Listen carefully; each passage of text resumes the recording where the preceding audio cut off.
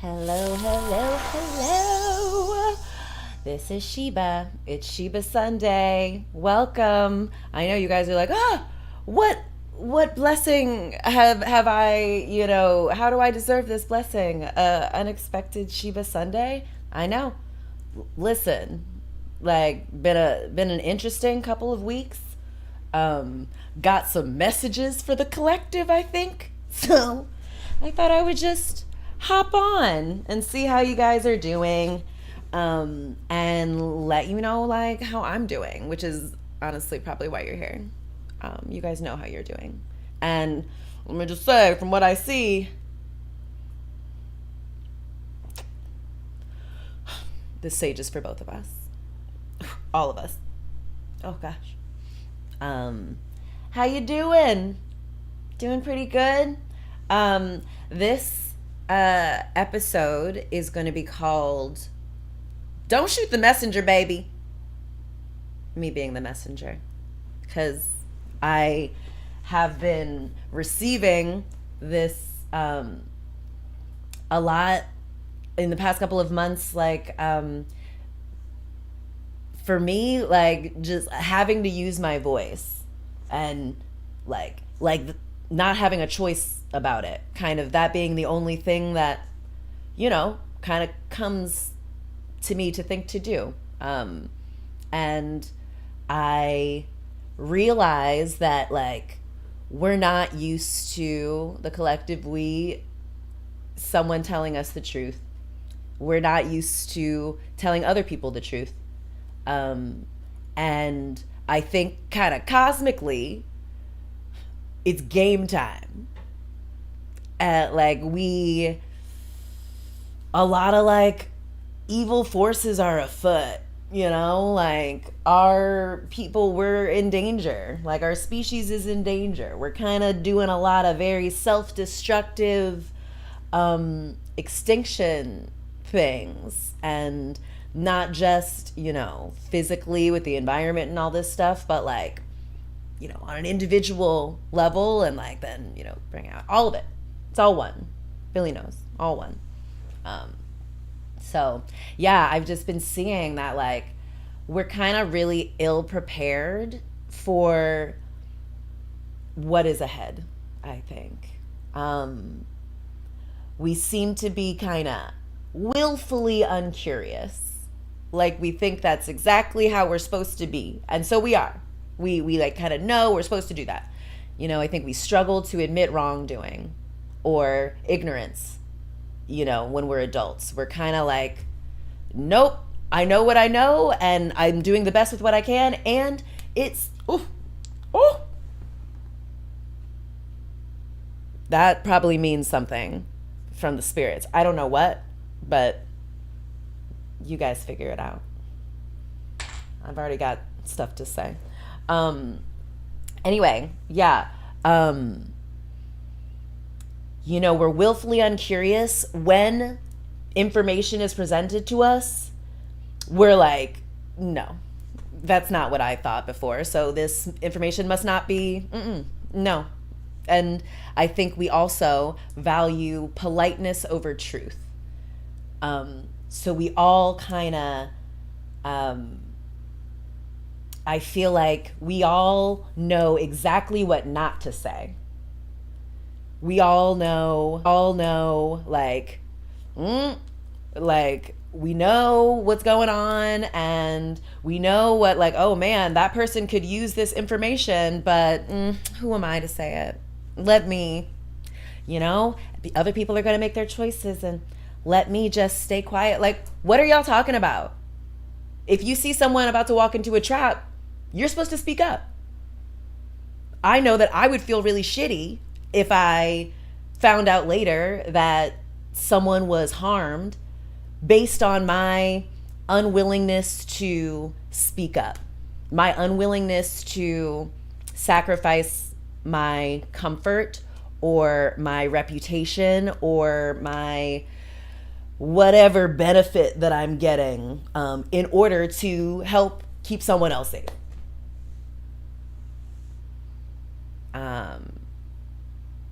And yeah, so I think I've just been like receiving a lot of uh like I think paradoxes, um that both, we're not doing enough, I'm not doing enough included, and everything we do matters. Both of those things at the same time. We're absolutely not doing enough because whatever we've done, whatever we're doing, has gotten us here where, I'm always talking about number one cause of death for children is gun homicide. We like black women are three times more likely to die in childbirth than white women. We have these like really like kind of like shameful statistics that show, we're like, we've got all of this creativity and this power, and we seem to be using it to keep ourselves doing exactly what we've always done, exactly what we've always been told to do. We're using all of our creativity to keep doing that. And I think it leads to this, kind of a world where we're like, yep, hey, 13,000 children are murdered in 3 months. Yeah, of course. Like, y'all, what? That, and then we kind of, I think we like tell children like, there's the gift of life, at least 13,000 of you might be slaughtered in 4 months, but good luck. It's going to be really fun. Good, like, what? Y'all, what are we doing? What are we doing? I think we are resting on our laurels a little bit and burying our head in distraction. We're all very like, hey, I've got mine. I'm doing fine. I'm doing good. I'm doing the best I can. And I not only like don't want to do more, I don't have to. I've already done enough. Like whatever I've decided is enough, and you can't ask me to do any more. Nope. Someone else's work to do more. And it's like, ugh, this is a bystander effect. If everyone keeps thinking that they're not the ones who have to step up or speak up or do the thing, everyone is gonna think the other guy, like, oh, I thought you called the police. Oh, I thought you called the police. Oh, I thought you were gonna do something. Oh, I thought someone else was gonna say something. And then just no one says anything or does anything. And so like we're back in kind of square one. We stay the same. We stay doing the same thing over and over again, which is very inhuman. That's not what humans are. We are naturally curious, naturally creative, natural problem solvers. We naturally want to bring ourselves together. Like, we know how to take care of each other and the environment. We know we're nature, and it's an important interplay. But I feel like we're like forgetting about that and kind of just like, keeping our head down, keeping our blinders on, doing what we're told. And like, I don't know, y'all. I don't know if it's a good look, but so snap out of it. I think we're gonna need to snap out of it. I was talking on crowd work, kind of about like, you got to speak now or forever hold your peace. Like, it's kind of now or never. This is like a time we really have to start using our voice and doing the things like we're afraid to.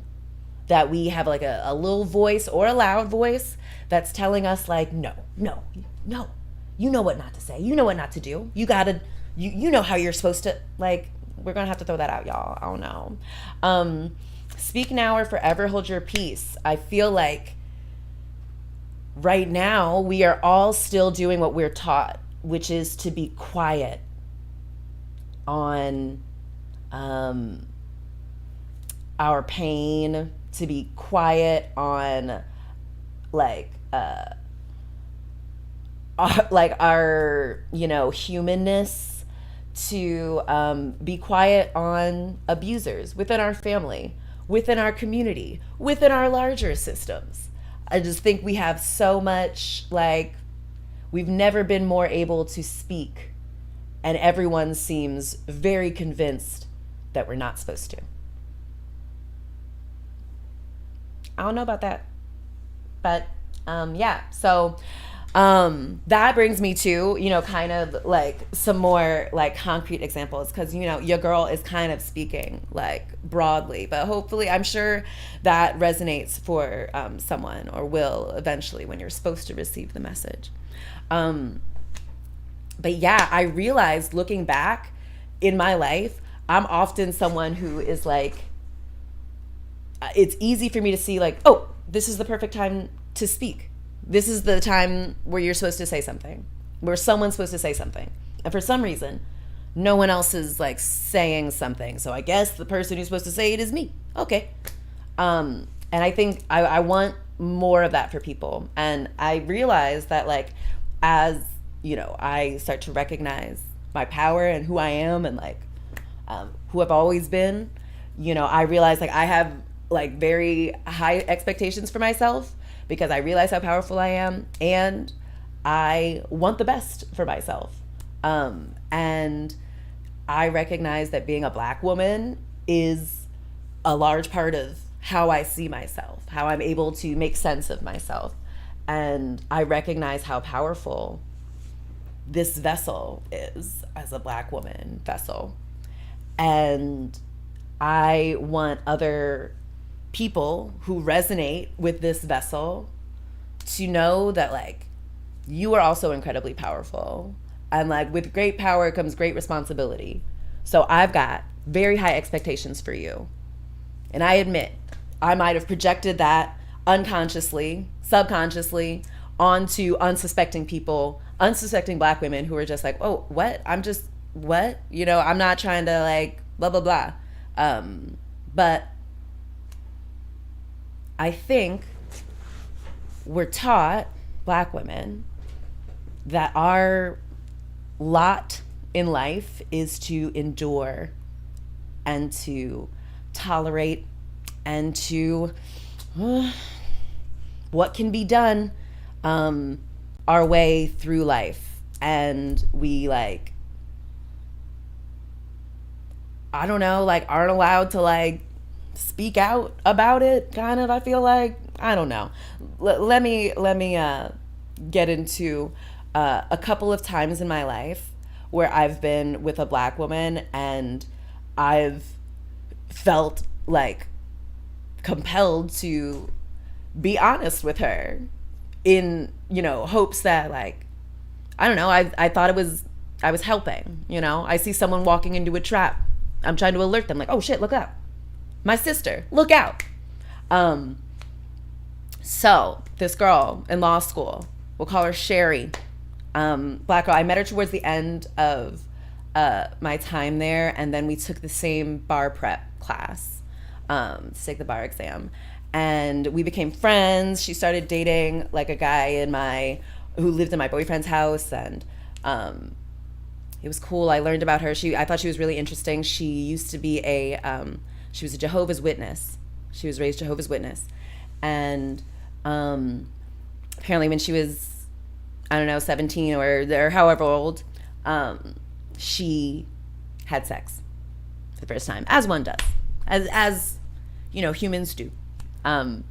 And apparently in the Jehovah's Witnesses, you have to like tell this council of elders, which is this like group of old dudes, of course, about it. And they kind of like tell you whether or not it's cool, what you have to do to like make it cool with God or the Mormons or whatever. I mean, Jehovah's Witnesses. And so she, like a dutiful Jehovah's Witness, after she has sex, she tells the council of elders, and they excommunicate her. She gets shunned. Her family's not allowed to speak to her. Her honesty, her vulnerability was punished with a draconian shunning. And I think by the time I met her, she was, in law school, and I'm sure she must have been in contact with, some but it was a strained relationship, and she had like body issues, like body image kind of issues, just like insecurity and things. And so me, if you know me, I am very like, I am really good at seeing all of the beauty and power and positiveness in people. And so like, particularly when I see a black woman who's like in a similar situation as me, I'm like, oh girl, let me, count the ways, for how I can help. And what I see and how this can help. And yeah, anyway, so we became friends, real cute. Anyway, we take the bar exam. We'd been studying for the bar exam together and stuff. And I pass and she doesn't pass. And she's really broken up about it, of course. Also, like, test taking is a skill. It's like, and like, not everyone has that skill, like, that just comes to them naturally. And so it's like something you have to like practice and stuff. So it's not like a measure of intelligence or anything. It's just a skill that some people are more skilled at and others need to work a little harder at, that this society tells us is really important, and we should attach our identity to being, how good we are at this skill or whatever. So she feels really bad about herself. She's really, struggling. Thinks she's having, trouble with, her boyfriend, and she's just really broken up about it. I'm trying to like be like, girl, don't worry about it. Just take it again. Like, now you like know what it's like, so it's going to be easier next time, and you have this like, I liked our bar prep class. It was just very like, you kind of just memorized this whole thing. And I was like, now you have more time to memorize this thing. Great. Trying to be positive about things. And she, like, I think like the next week she was like, trying to decide what to do, and she was like, she was like, I'm thinking of going to nursing school. And I was like, oh, okay. Like, is that an interest you have? Like, I didn't, and she's like, yeah, I was thinking blah, blah, blah, blah, blah, thinking about it. So I was like, okay, that's interesting. Then like the next week she was like, something had gone wrong and she was feeling really upset at the world and the people around her. And she was like, now I'm thinking of just like moving back to New York, and I'm just gonna like be a stripper. And I was like, all right, like, you got excommunicated from like your family for premarital sex, and you have a lot of what do you call it, kind of hang-ups about your body. And so you really think being a stripper is a good idea? What I actually said to her though was like, maybe you should like chill for a little bit. Like, you don't have to like make a decision on what you're going to do right now. You're feeling really bad about yourself, and you don't want to make decisions that in that state, like you don't want to make like far reaching decisions at a time where you're like thinking, I don't deserve this. Like, I'm undeserving. Who am I? Like, I just, doesn't matter what I do. Anyway, I was like, maybe you should like not do that. Like, don't make any decisions right now. And she starts screaming at me. She's like, don't you like tell me what to do? Don't you like blah, blah, blah. Like, no, blah, blah. And sorry, I'm tiny. Like, my only defense is my mouth and my wit and my ability to like understand like what matters to someone and kind of like give it back, So I was like, oh, what? I'm sorry, I'm just trying to help, and you're like yelling at me and like accusing me of like having bad intentions. Girl, like, you're the one who like has the body hangups. I just don't think you actually want to be a stripper. I think something else is probably going on, and maybe you should like chill. But this was what, 22-year-old Sheba, 23-year-old Sheba, 23 or 24-year-old Sheba. How old was I? Probably about, dang, how old was I? I don't know. But young, dumb. Not full of cum, but um, yeah. So I was just like, anyway, like I don't know what happened to her. She moved away. We never spoke again. Hope Sherry's doing okay. I'm sure she is. I hope she didn't become a stripper. I bet, like, she was like, it's interesting. I feel like we're so trained to like just let people do, what they want to do, and don't like, we're supposed to be polite. Don't be honest with them. And like, I don't know, like, I bet she's happy she didn't just jump to becoming a stripper. Anyway, okay, next person. This was this was mate B. So that happened what? Like 10 years ago. And yeah, 2012. And then maybe in 2016, 2017 maybe. Oh, actually, no, this was 2019 because I'd already met Billy, right? So in 2019, I had been friends with this girl, Sandy, really beautiful black woman, really interesting, cool. Like, she was like African and kind of French, but also from PG County. I don't know if anyone like gets like what that is like, but she really resonated with me, and we had been friends. We met when I had a dog when I was with my ex-husband. We were like walking, and she had a dog too. And we were both Scorpio. She was wearing this cool Scorpio necklace. Oh, I was wearing a cool Scorpio necklace, and she complimented it. And anyway, the rest is they say.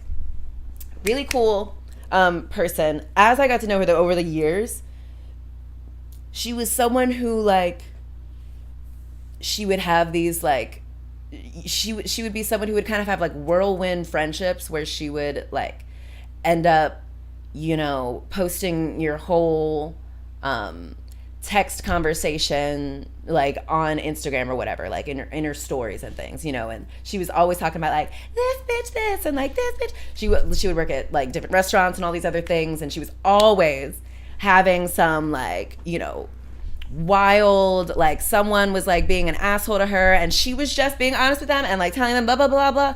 And I am also very like, yes, absolutely, yes, queen, totally, like, what they did, what, huh? I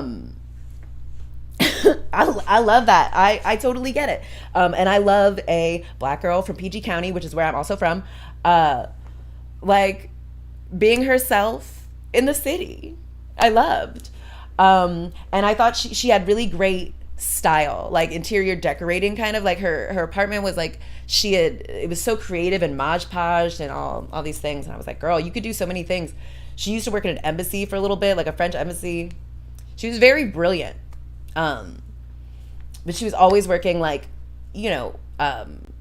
like service industry, restaurant jobs and things,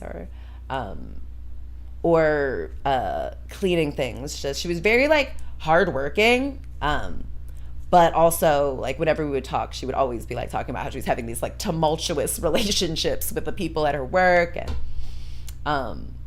she had like this weird kind of hang up. She was this beautiful black, like African, like Afrocentric kind of woman, and she would always date the like goofiest, like plainest white men in like below the Mason-Dixon line. It's insane. It was crazy how she was like, wherever we would go, she would find like the lame, like the most uncool white guy who was like kind of very like, oh, why is this beautiful black woman talking to me, kind of like not into it. And she would just like fawn and just be like, and do this weird kind of like high school kind of like, oh, you like, I don't know, like you're blah blah blah, just having like really childish bullshit kind of play fight conversations as flirting. It was just like so crazy and things.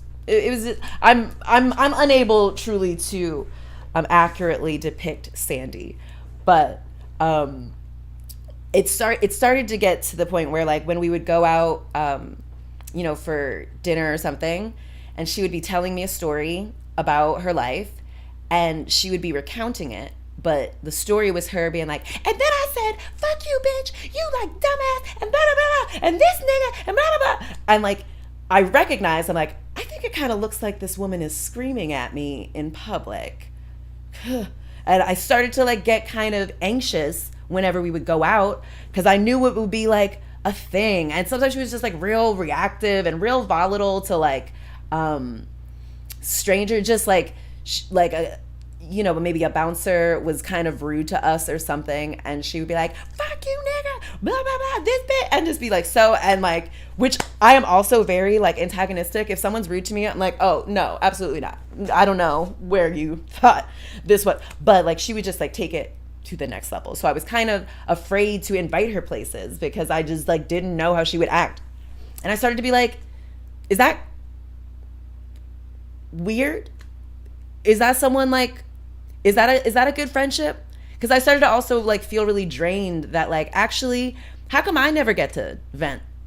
Like, how come I never get to like be the one who has a crazy thing? Like I had, you know, we really started to hang out more when I divorced my ex-husband. And I feel like still though, her crazy life that like for some reason like never resolved, always takes precedent.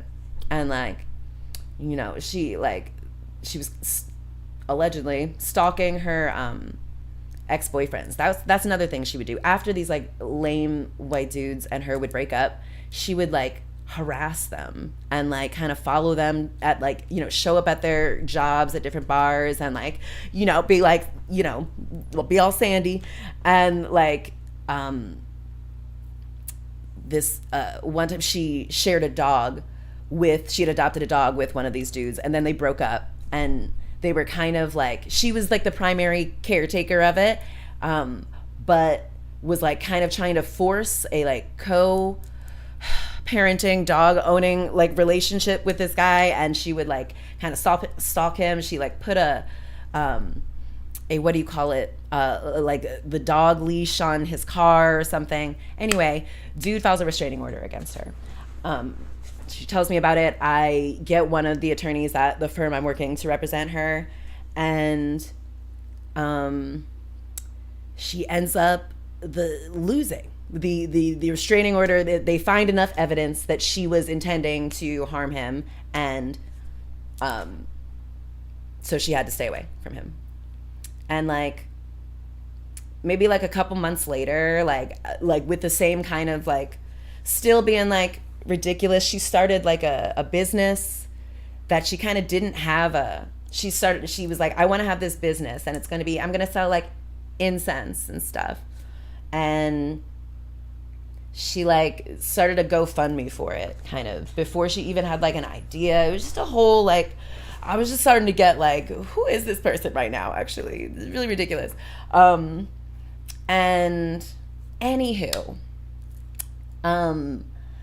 maybe in like September of 2019, like one of our friends is like, so like this girl had like, you know, had a friendship breakup with one of our good friends, who was like always around, and like I heard they had a friendship breakup. She had this like, you know, really volatile relationship with her like sister who she'd cut off, that her other, and I was just like, oh my God, girl, you're being a little wild. I didn't say that to her though. But then I heard that she went on a trip overseas, some Asian country, and she met this French guy, and she was like, I want to have a baby with him. Oh my God, he'd be like, the baby would be so cute. And, you know, and I was like, you know what? She's so bold, you know, some might say, others might say crazy, that she just might do it, you know, like have a baby with a dude she's known for like 10 days who she met on vacation, who lives in another country than she does. And so I was like, I gotta talk to this girl. Let me be honest with her. And so like I tell her, I'm like, don't have a baby with this guy. Like, that would be really not smart. Like, you had like all of this trouble from like sharing custody of a dog. You really think you want to like have to deal with like an international custody battle with like a foreign national who you know nothing about with a human child? You think that's a good idea? Like, and she was like, what? I would be a great mother. And I was like, girl, what? Like, no, you wouldn't. You're so selfish. And she was like, what?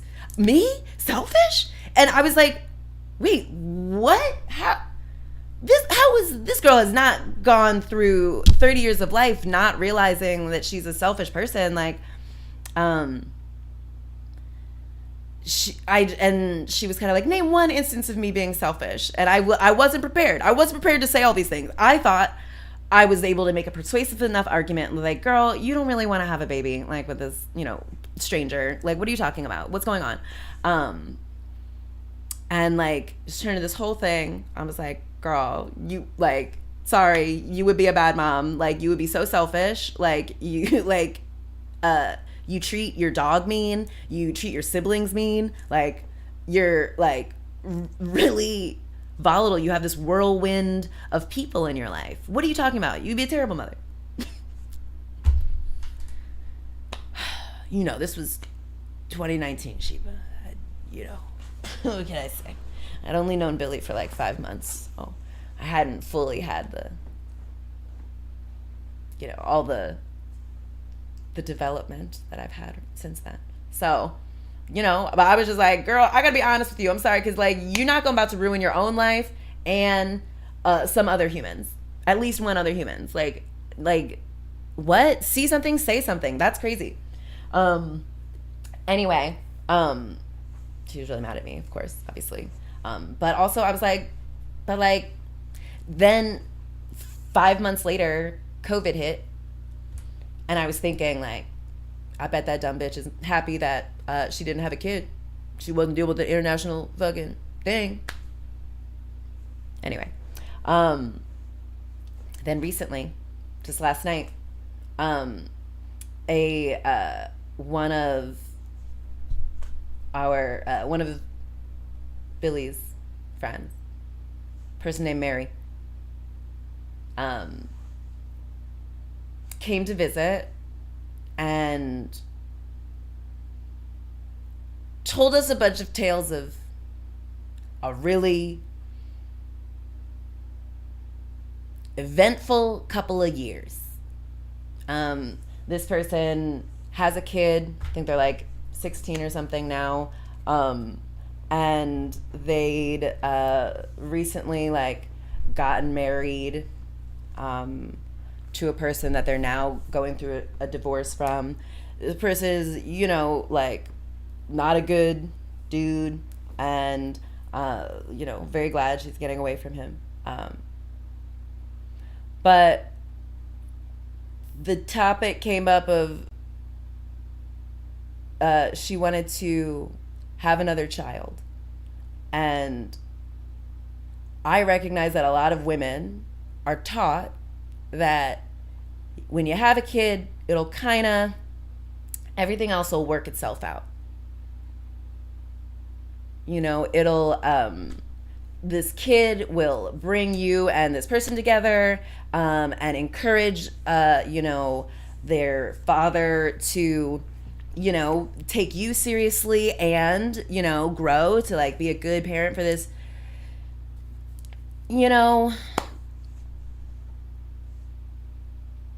I think that's, like, a not great idea. I don't see much evidence of that. I know a lot of women who go into relationships with this idea of, like, like, the kid's gonna solve everything. That's, like, the thing to do. And I just don't think it is. And also this guy was, like, not good. He was, like, cheating on her and just, like, being creepy and, like, not a good a parent to his other children. He had other, like, 4 other children by, like, at least 3 other women. And, like, I was honest with her. And I said I didn't think she should have any more children. I think she needs to make better decisions with her life. And yeah, that's what I said. And really upset with me. Real, like, swung at me. Made a little contact, you see? See on my... Luckily, I also have this vessel that, like, is, like, super healing, so, you know. Luckily, I recognize I'm very, like, and I was like, girl, what? I'm honest with you. I care about you. Like, I think you should not be focusing on that. I think you should take some time to figure out why that's your focus, despite all evidence that maybe it shouldn't be. So anyway, I think that Sherry deserved the best life possible, and that, like, the best life possible for her is not one where she's, like, dancing, you know, begrudgingly dancing against her, like, you know, her will, because she doesn't, like, think she can do anything else. Like, that's not you, girl. What? That's not what you deserve. Sandy, I'm like, girl, like, you deserve to not have to be dealing with, like, raising a child in a really stressful situation. Like, what? Like, that's not a good idea. That's not what's best for you. You can do so much, and you, for some reason, seem to be, like, choosing the, like, least good option for yourself. And Mary, like, you deserve the best life possible. And I don't think that best life possible is being, like, the 5th baby mama to one of the least impressive black men on the Eastern Seaboard. You deserve more than that. And I don't think anyone else is going to be that honest with you. And I think we have this idea of, like, oh, you can't be judgmental.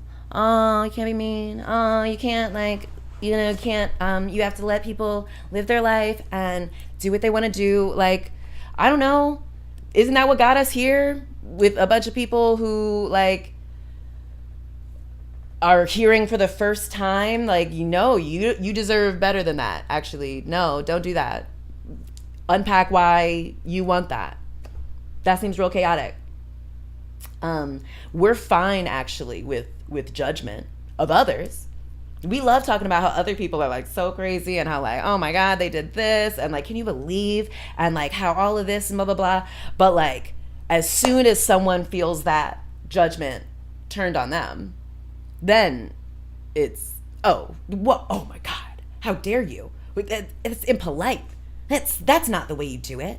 That's immature. That's so rude. Like, are you kidding? Like, we need to be able to judge ourselves so that we can see whether or not our behavior is getting us the results we actually want, getting us the life we actually want.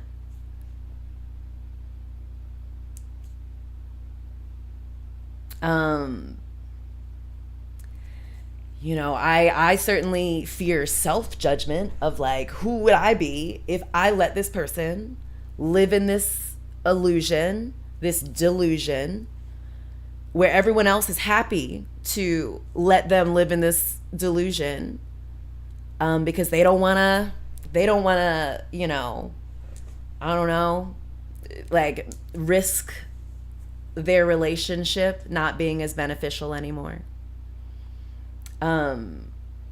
But, like, I don't know. I think you don't have to harp on a thing, but, like, I'm gonna let you know at least once, and it's probably not gonna be in the way you want to receive it, because in the way you want to receive it, in this kind, loving way that doesn't make you feel bad, you're gonna ignore that. You're not gonna listen to that. That's why you keep making the choices you do, because everyone else around you is like comfortable being like, yeah, okay, well, it's her life. Like, no, come on, what? Black women, we can do anything. We will rise to the expectations set for us. And I have high expectations for you. I think y'all are supposed to have amazing lives. And I'm going to tell you, if you are attached to a way of thinking that's very likely to prevent you from having a great life, that's very likely to make your life much more difficult. Yeah. I think like kind of the more children we have in this society that doesn't have paid maternity leave, treats mothers very poorly, treats children very poorly. Like, and like, I think every child you have, for women, your lifetime earnings go down by like 7% or something, 10%. Not for men. Their stuff goes up because there's always this idea that the women are going to be the ones to actually do the brunt of it, the taking the kids to their appointments and doing a lot of that stuff. And yeah, and like I think we have all this ideas about like children and how we're like what our duty is in terms of procreation. But like, what if the universe needs you to have a great, amazing life where you're taking care of yourself and you're making sure you have the best life possible, rather than like, putting yourself aside and making sure this other person who's not you, that person deserves a good life where people love them and treat them well, but not you. What? I don't agree. I think women are really powerful and really amazing and have accepted the conditioning that we get from all sides that like, it's not about us, and like where it is about us, it's just, I don't know. I'm not liking the results, ladies. So, I think I hear like to like kind of like, oh, I just like, I just want my kids to be happy. That's all I want. That's like the standard a lot of people set for themselves. And like, I think children hear that. They know that. They know that you, the parent they love, want them to be happy. So they'll perform that for you. They'll learn to keep their discomfort, their apprehensions about some of the things you're doing.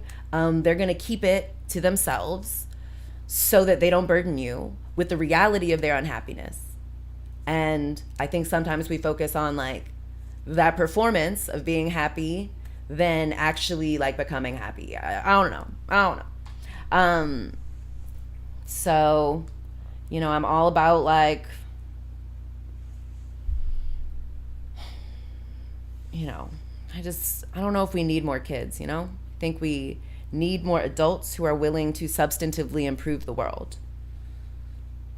We don't need more adults who are going to do what they're told, who are going to work a job that the older adults said was a respectable one and is doing a service, and just raise your kids as best you can.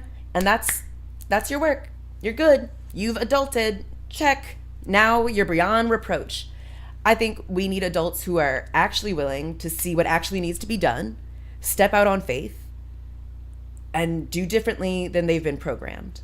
Recognize that you will face judgment regardless of what you do. That's okay. The self-judgment is the one you got to be worried about. Like, you're the one who's got to live with you. And like, I want you to live with like the best, life you can. I don't know. The best experience of this is, that makes sense. I think it does. Yeah, so another paradox like that, I think our timing is perfect and we're running out of time.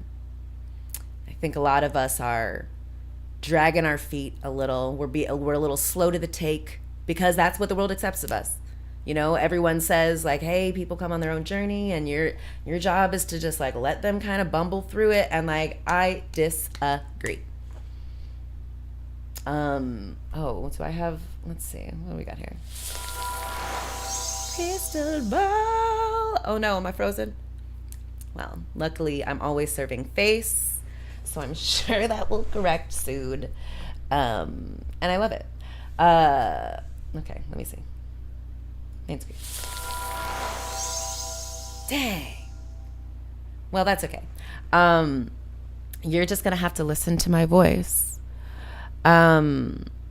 We don't have 18 years for y'all's children to grow up, and then, of course, probably because we accept this, go to college, and then, of course, we don't then start listening to children. We don't then start implementing children's ideas on how to make this a safe world for children.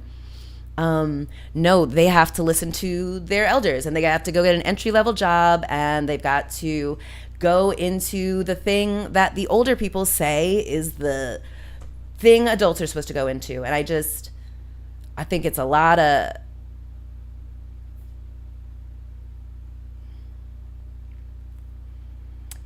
putting our work onto other people. It's a lot of the bystander effect again. Be like, oh, someone else is going to do it. Maybe my job is to raise the person who's going to do it rather than to be the person that does it.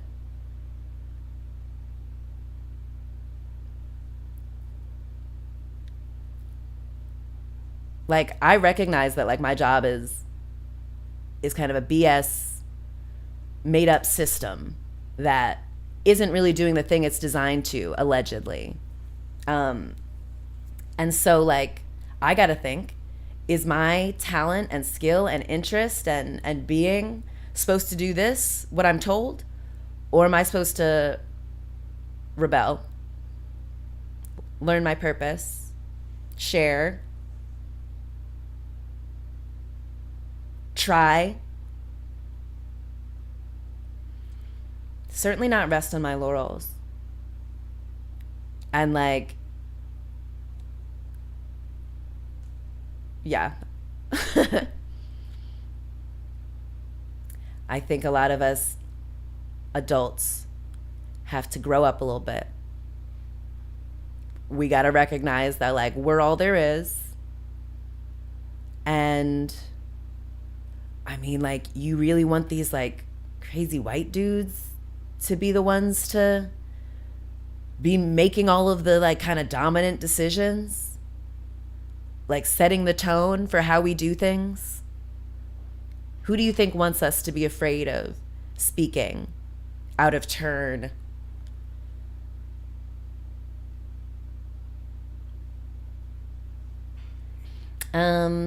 Yeah, anyway, I learned that, so I'm seeing more and more like, you know, your girl is a messenger, a guide, here to help y'all navigate through this thing that you're, you know, you've made it through, but like, let's see. Oh, dang. Still no, that's okay. You know, yeah, I just like want to help people like have an awesome experience of this thing in a similar way, but like a unique to every person way that I do. And so I got to get more comfortable with putting my stuff out, putting out the message, saying what needs to be heard, and not worrying about the rest. I realize I used to kind of attract crazy makers. I'm very generous, and I want to be loved and included. I want to belong. And so I'm really good at seeing what people need from me and being that. And a lot of times people need some empathy. And they need okay, hold on. I'm going to be right back.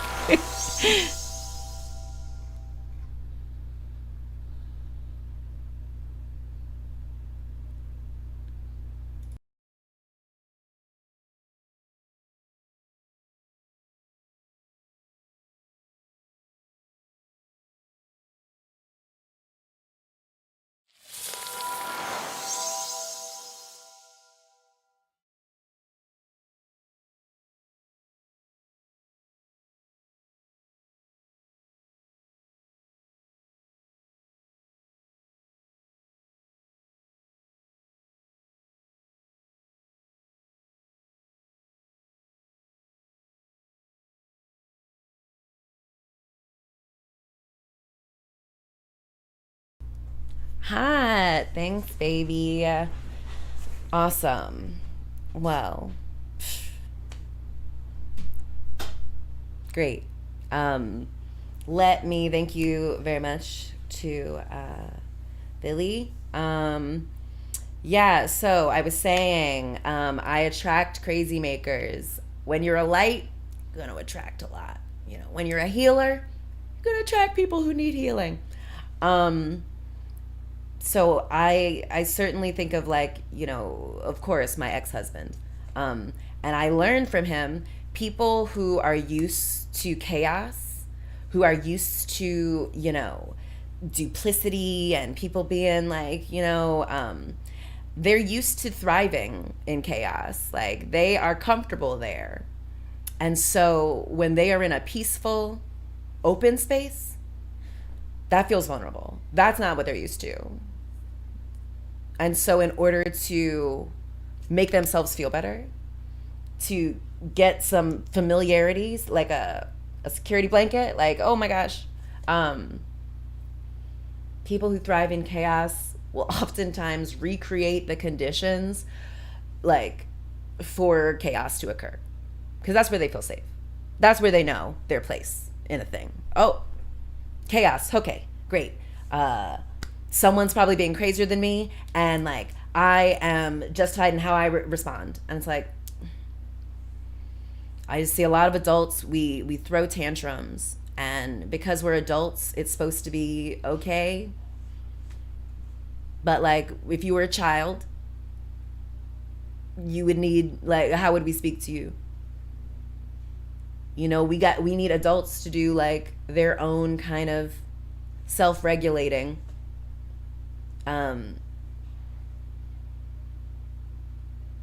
you know, I think people who thrive in chaos, who are comfortable in chaos, look for opportunities to justify making things chaotic.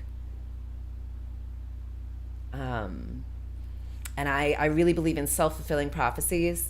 And I think a lot of the times our fears make us think like we want to be like, we want to know what a situation is. So our brain quickly is like, oh, this is what's going on. Right. I remember. I've seen this movie before. This person is that, and their intentions are this. And people never, you know, whenever someone like says something to me that makes me uncomfortable, they're doing it to hurt me. And so I gotta like not listen. And it's like, what? I don't know.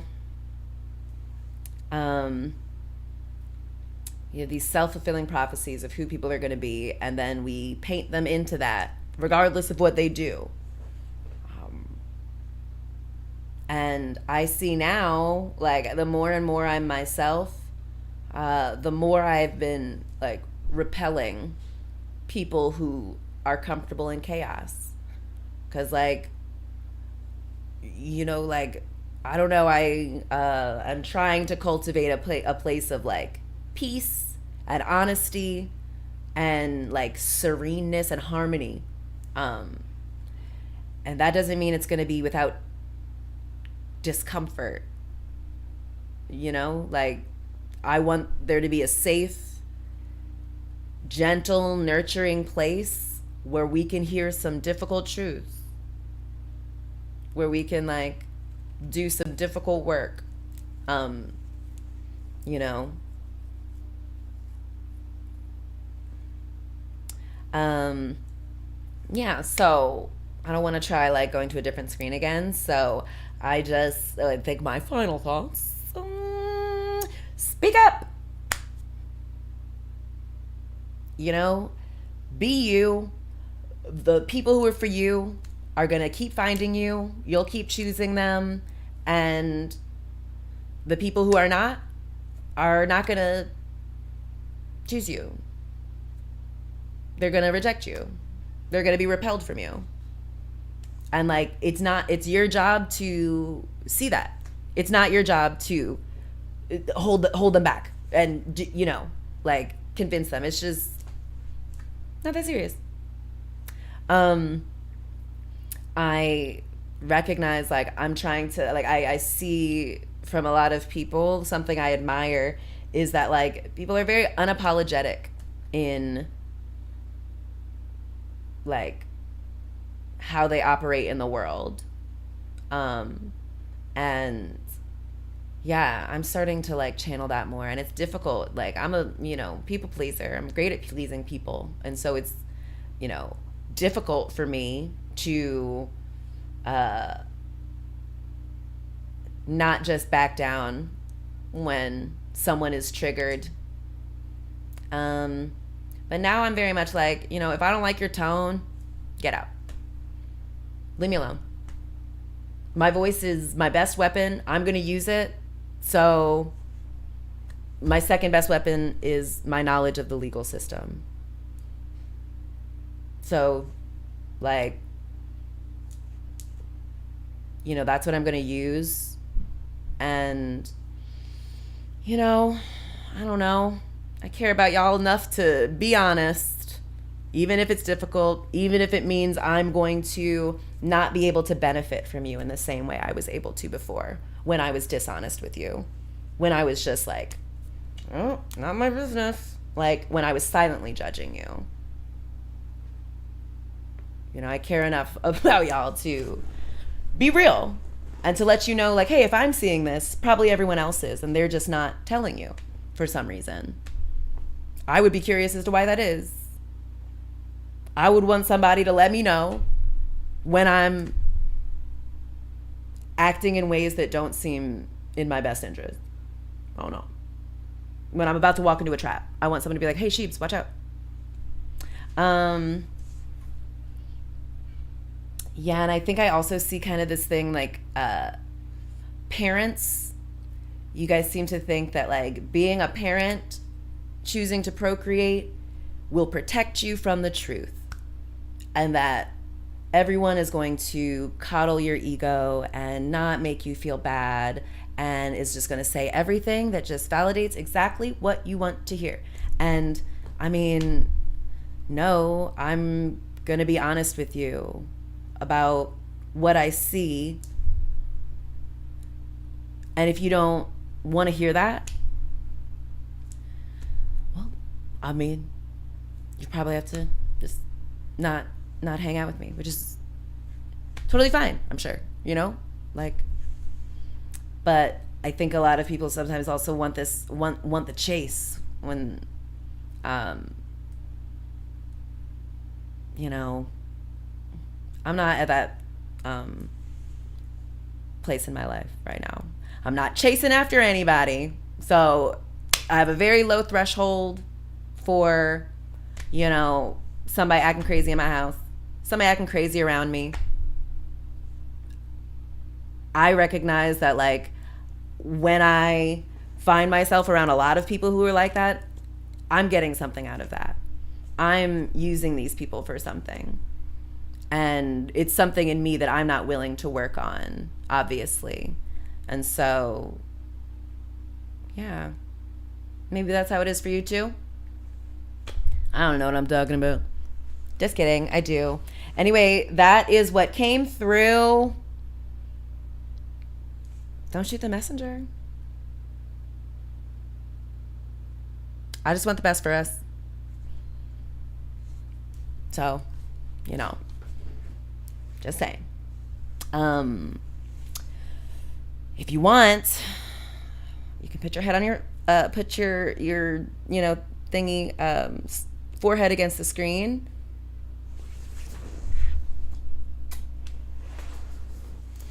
Everything's made up. Love you.